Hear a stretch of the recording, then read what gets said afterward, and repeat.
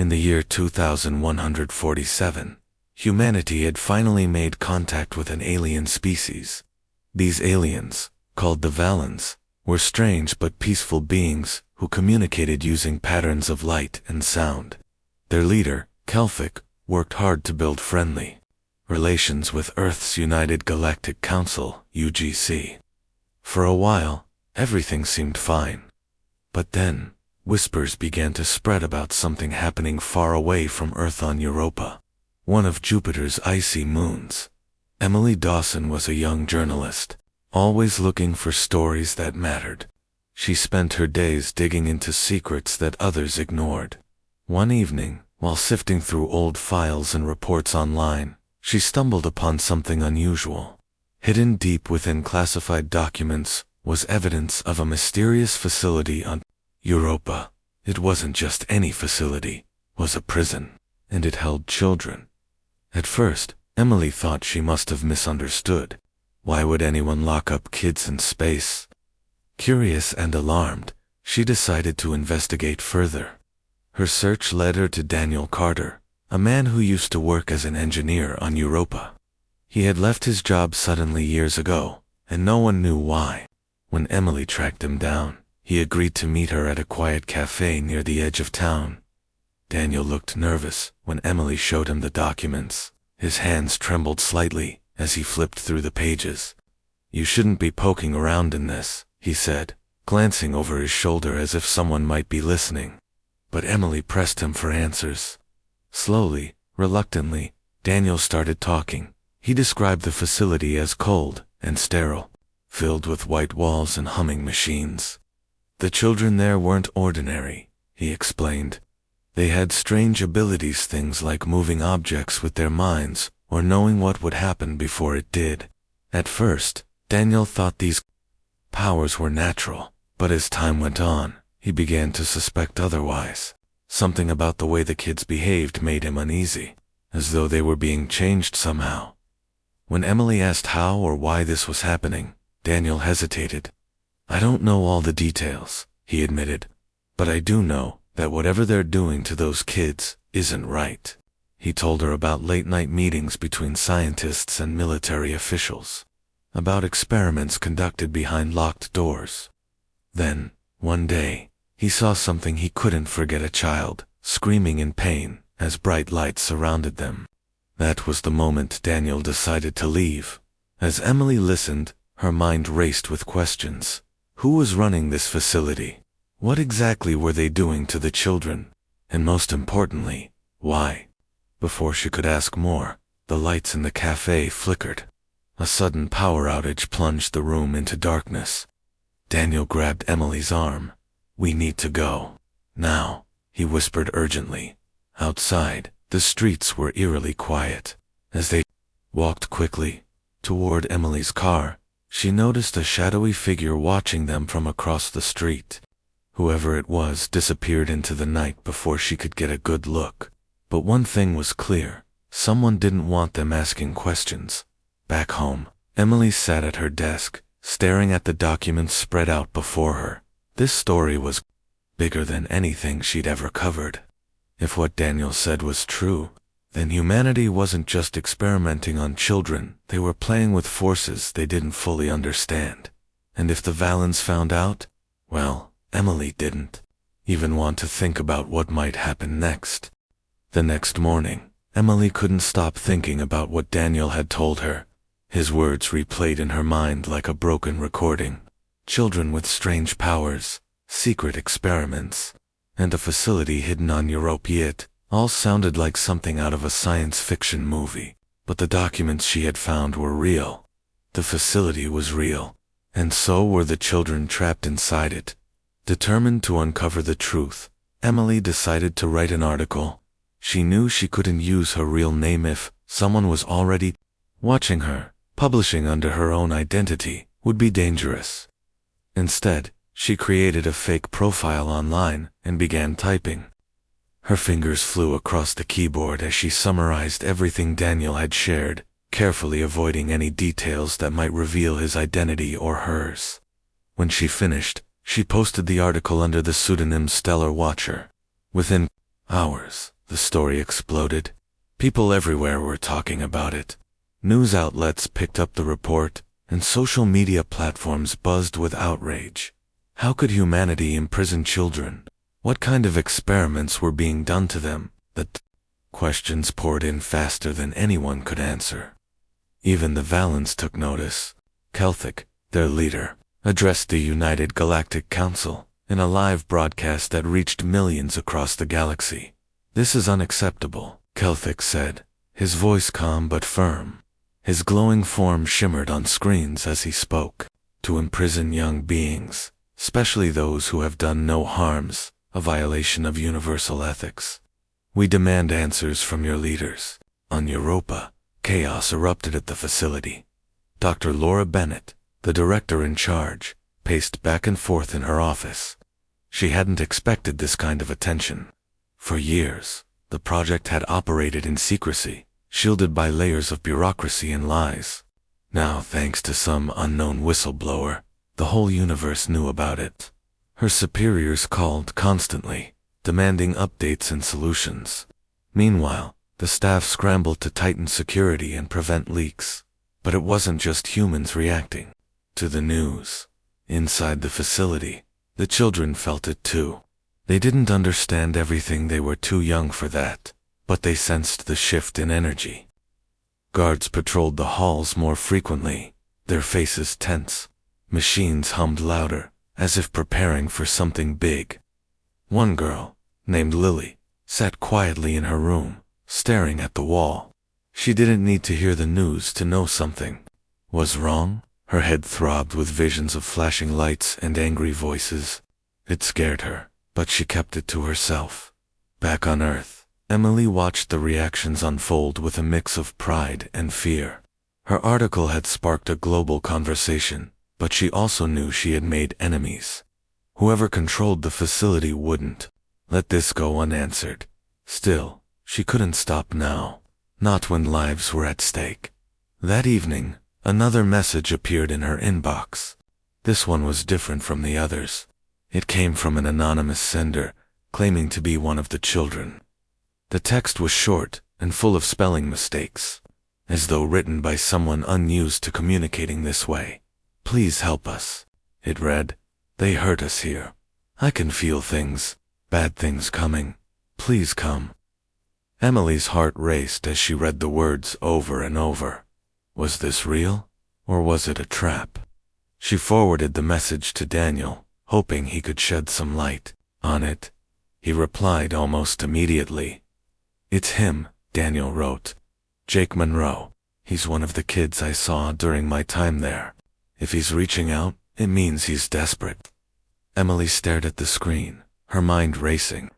She had exposed the truth, but now she faced a choice: stay safe and let others handle the situation, or risk everything to save these children. Deep down, she already knew what she had to do. Emily spent the night thinking about Jake's message. The words haunted her. "They hurt us here. I can feel things. Bad things coming." She couldn't shake the image of a scared child, trapped in a cold, sterile room on Europa. If Jake was brave enough to reach out, then she owed it to him and to all the other children to do something. The next morning, Emily met with Daniel at a small diner on the outskirts of the city. She showed him the message again and asked what they could do next. Daniel sighed, running a hand through his hair. "If we're going to help these kids," he said, "we'll have to go to Europa ourselves. That place is locked down tighter than anything I've ever seen. No one gets in or out without clearance." Emily nodded. She had expected as much. But getting to Europa wasn't easy. It required special permits, expensive travel arrangements, and a plausible reason for visiting. They needed someone who could get them there unnoticed. As if reading her thoughts, Daniel suggested contacting Sarah Meyer, a pilot he'd worked with during his time on Europa. Sarah had always been skeptical of the facility and might be willing to help later that day. Emily and Daniel tracked Sarah down at a local spaceport. She was leaning against her ship, a beat-up cargo vessel named the Starling, smoking a cigarette and staring at the stars. When Daniel introduced Emily and explained their plan, Sarah raised an eyebrow. "You two are either really brave or really stupid," she said after a long pause. "Do you even know what you're walking into?" "We don't have a choice," Emily replied firmly. "Those kids are counting on us." Sarah studied her for a moment, then shrugged. "All right, I'm in. But this isn't going to be easy. We'll have to sneak past checkpoints, avoid patrols, and hope no one asks too many questions. And if we get caught, she'll let the sentence hang unfinished." Over the next few days, the trio prepared for the journey. Sarah modified the Starling to look like a standard supply ship headed for Europa. Emily gathered supplies, including food, medical kits, and tools that might come in handy. Daniel worked on creating fake IDs for all of them, just in case they were stopped. Every step felt like tiptoeing along the edge of a cliff, but none of them backed down. Finally, the day came to leave. As the Starling lifted off Earth's surface, Emily gazed out the window at the shrinking blue planet below. Her stomach churned, not just from the launch, but from nerves. What awaited them on Europa? Would they find Jake and the others? Or would they end up prisoners themselves? As they approached Jupiter's orbit, something caught Sarah's attention. On the radar screen, dozens of blips appeared near Europa. At first, she thought they might be asteroids or debris, but when she zoomed in, her blood ran cold. The blips weren't natural, they were ships. Alien ships. Valen ships. "They're blockading the moon," Sarah muttered, tapping furiously at the controls. "Looks like they mean business." Daniel leaned over her shoulder, his face pale. "This changes everything. If the Valens are involved, things are about to get messy." Emily clenched her fists, trying to stay calm. So far, their mission had been dangerous, but manageable. Now, with the aliens stepping in, the stakes had risen dramatically. Whatever happened next, one thing was certain: they couldn't turn back now. As the Starling approached Europa, the tension inside the ship was thick enough to cut with a knife. Emily, Daniel, and Sarah watched the radar screen as the Valen ships loomed larger.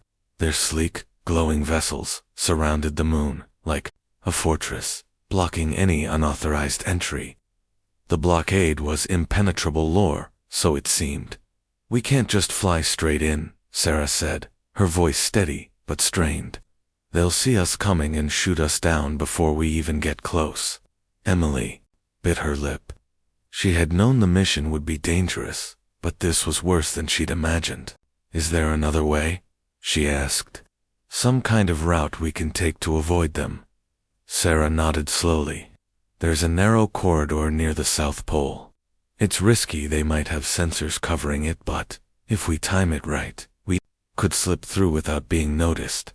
Daniel frowned. "And if they do spot us, what then?" "Then we hope they're too busy dealing with whatever's happening on the ground to care about one little cargo ship," Sarah replied. Her tone didn't inspire much confidence, but it was the best plan they had. With careful precision, Sarah guided the Starling toward the southern corridor. The ship's engines hummed softly as they maneuvered between jagged ice formations and rocky craters. Every few seconds, Sarah glanced at the radar, making sure they stayed out of range of the Valen ships. Emily held her breath, her eyes fixed on the viewport as the icy landscape of Europa stretched endlessly before them. Finally, after what felt like hours, they made it past the blockade. But their relief was short-lived. As they descended toward the facility, they noticed something strange. The usual lights that marked its location were dimmed, almost non-existent. Something was wrong. "There's no way they don't know we're here," Daniel muttered, gripping the edge of his seat. "Why aren't they firing at us? Maybe they're distracted," Sarah suggested. "Look," she pointed to a cluster of explosions lighting up the horizon. Bright flashes illuminated the dark surface of Europa, followed by plumes of smoke rising into the thin atmosphere. It looked like the facility was under attack or maybe defending itself. When they landed, The scene outside was chaotic. Robotic guards patrolled the perimeter, their movements jerky and erratic. Inside the facility, alarms blared loudly enough to echo across the frozen plains. Emily, Daniel, and Sarah slipped out of the ship, keeping low to avoid detection. They moved quickly, sticking to the shadows cast by the towering walls of the compound. Meanwhile, deep within the facility, Jake Monroe crouched in a hidden corner of his cell. He had been waiting for this moment ever since he sent the message to Emily. Using his abilities, he had disabled part of the security system, creating just enough confusion for him to make his move. With a deep breath, he focused his mind, reaching out to manipulate the electronic locks on his door. Sparks flew as the mechanism shorted out, and the heavy metal barrier slid open with a hiss. Jake stepped cautiously into the hallway. His heart pounded in his chest, but he forced himself to stay calm. He could feel the chaos around him, the fear radiating from the guards, the panic spreading among the staff, but he blocked it out. All that mattered was finding the other children and getting them out. Back outside, Emily and the others found an access panel leading into the facility. Daniel worked quickly to override the lock, while Sarah kept watch. "Hurry up," she whispered urgently. "We've got company." Sure enough, 2 robotic guards turned the corner, their glowing red eyes scanning the area. Before they could react, Emily grabbed a piece of scrap metal lying nearby and hurled it at one of the machines. The distraction gave Daniel just enough time to finish unlocking the panel.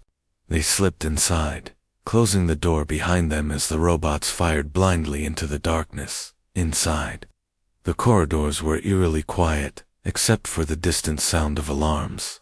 Emily led the way, clutching a flashlight in one hand and a makeshift weapon in the other. "This place feels like a maze," she murmured. "How are we supposed to find Jake?" Daniel shook his head. "We'll figure it out. We have to."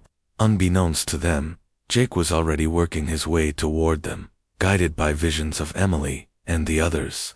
He didn't know who they were, or why they had come, but he sensed they were there to help, and for the first time in years, he allowed himself to feel a glimmer of hope.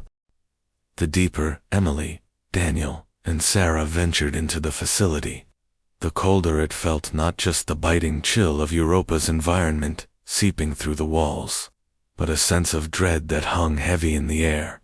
The corridors were dimly lit, with flickering lights casting long shadows on the metallic floors.